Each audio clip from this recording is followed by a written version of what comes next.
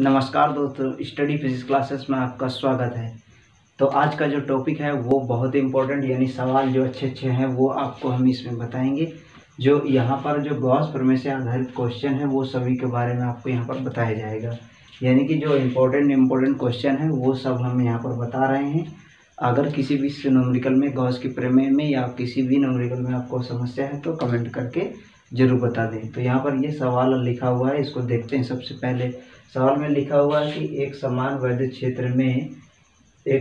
क्षेत्र vector E बराबर 3 × 10⁻³ आई cap Newton प्रति कूलाम में 20 सेंटीमीटर भुजा के किसी घन पर कितना विद्युत फ्लक्स गुजरेगा। यानी कि यहाँ पर जो विद्युत क्षेत्र का मान है वो कौन सी दिशा में है? XI दिशा में। I दिशा का मतलब है ये X दिशा में है। तो यहाँ पर कितना दिया हुआ है? ये वाला हमारा होता है I कैप, ये वाला होता है हमारा J कैप और ये वाला हमारा होता है K कैप। तो यहाँ पर लिखा हुआ I कैप, यानी विद्युत क्षेत्र की दिशा किस दिशा में है? I कैप दिशा में, यानी कि X दिशा में।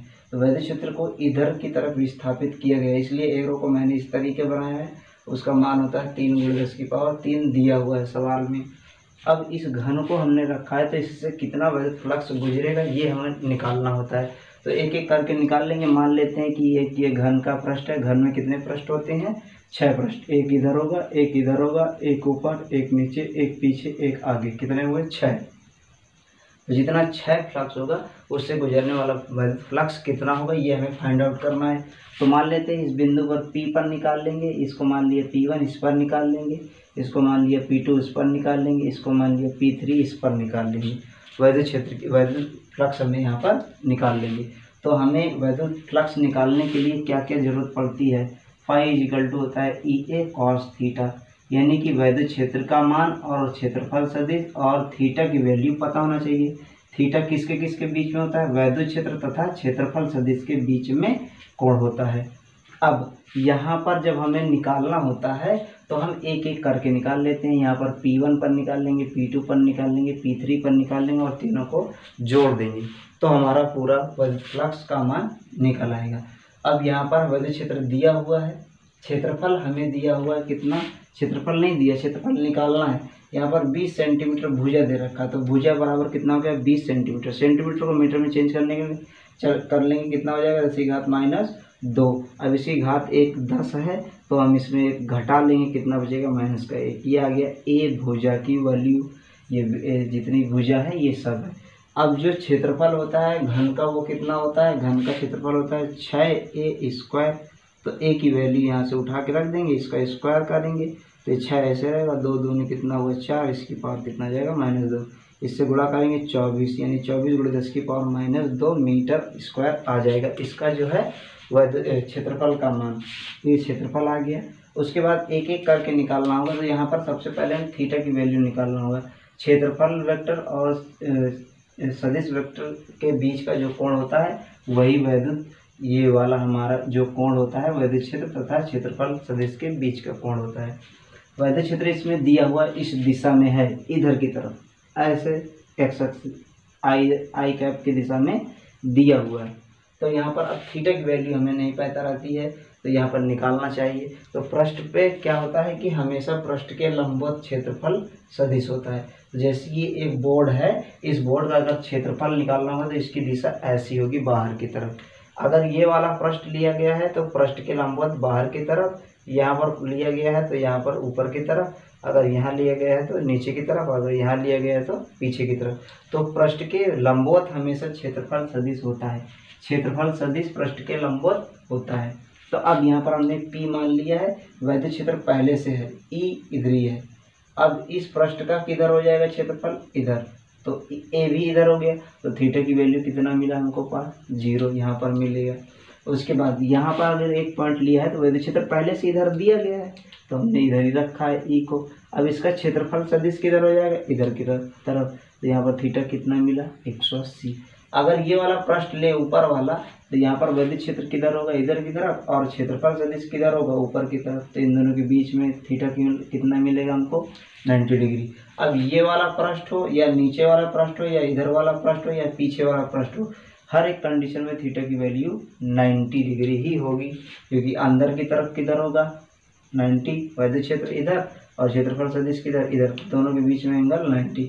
यहाँ पर वैद्युत क्षेत्र इधर है, क्षेत्रफल सदिश किधर है बाहर की तरफ, तो दोनों के बीच में एंगल कितना मिलेगा 90 डिग्री। तो अब एक एक करके यहाँ पर जोड़ देंगे।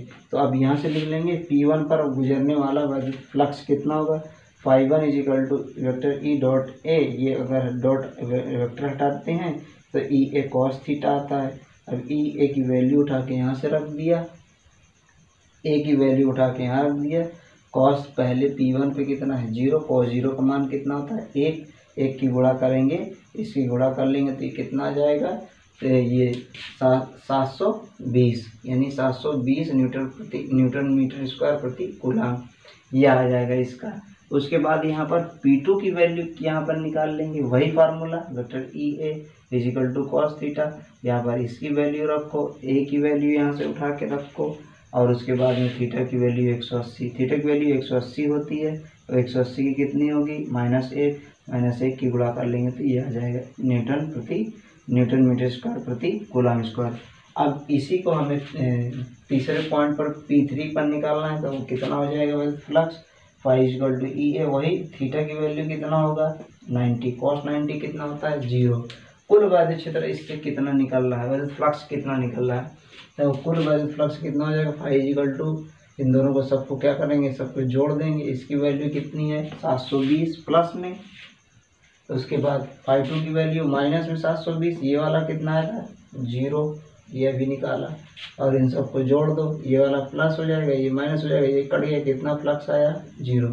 यानी कि इससे जो गुजरने वाला फ्लक्स है वो कितना होना चाहिए, 0 होगा। सॉल्व करने पर कितना आया 0, इससे कोई भी वैद्युत फ्लक्स नहीं गुजरेगा। क्यों नहीं गुजरेगा, क्योंकि गॉस ने बताया था कि यदि किसी बंद पृष्ठ में आवेश होगा तो वैद्युत फ्लक्स होगा, यदि आवेश पृष्ठ के अंदर आवेश नहीं है तो वैद्युत फ्लक्स नहीं होगा, ये गॉस ने बताया था। तो अब बताइए इसके यहाँ पर कोई आवेश रखा हुआ है क्या, नहीं रखा हुआ, तो फ्लक्स कितना होना चाहिए 0, और 0 आ भी रहा है।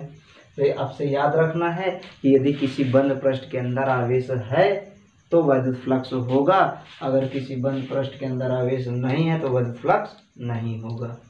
तो यहाँ तक ये रहा इसका सवाल, ये इसका आंसर हो जाएगा 0। अगला सवाल जो लिखा हुआ है वो लिखा हुआ है ए भुजा वाले वर्ग के केंद्र से, ए भुजा वाला वर्ग हमने बना लिया, ये वर्ग बना हुआ है, उसके बाद में से 1/2 यानी इसकी लंबाई का आधा 1/2 पर एक ठीक ऊपर प्लस की आवेश स्थित है, वर्ग से गुजरने वाला वैद्युत फ्लक्स कितना होगा, ये जो वर्ग बना हुआ है इससे कितना वैद्युत फ्लक्स गुजरेगा ये पूछा हुआ है। तो आप बताओ इससे यहाँ पर अगर आवेश रखा है तो ये बंधा हुआ होना चाहिए, सबसे पहले बंद पृष्ठ के अंदर होगा तभी हम वहाँ पर फ्लक्स निकाल सकते हैं, यदि बंद पृष्ठ नहीं होगा तो फ्लक्स नहीं निकलेगा। तो हम यहाँ पर एक घन के आकार का गॉसियन पृष्ठ बना लेंगे, इसको ऊपर क्या बना लिया हमने, एक घन का आकार का ये बनाया हुआ है, इसे केंद्र पर रख दिया है, क्यों आवेश स्मॉल r दूरी पर मतलब आधी दूरी पर, और इसकी भुजा कितनी है a दूरी पर, ए भुजा की दूरी है, इसके आधी दूरी पर एक प्लस की आवेश रखा गया है, इसके ऊपर हमने एक घन बना दिया है, तो इससे कितने गुजरे, इससे गुजरने वाला वैद्युत फ्लक्स बताना है, यानी एक पृष्ठ से गुजरने वाला। तो घन के 6 फलक से गुजरने वाला वैद्युत फ्लक्स कितना होता है, φ = Q/με। तो इसके एक पृष्ठ से गुजरने वाला वैद्युत फ्लक्स कितना होगा, तो एक फलक से गुजरने वाला वैद्युत फ्लक्स φ = Q/με6ε0। तो ये इसका आंसर हो जाएगा। ये मोस्ट इम्पॉर्टेंट क्वेश्चन थे, इनको आपको ध्यान से पढ़ लेना और समझ लेना।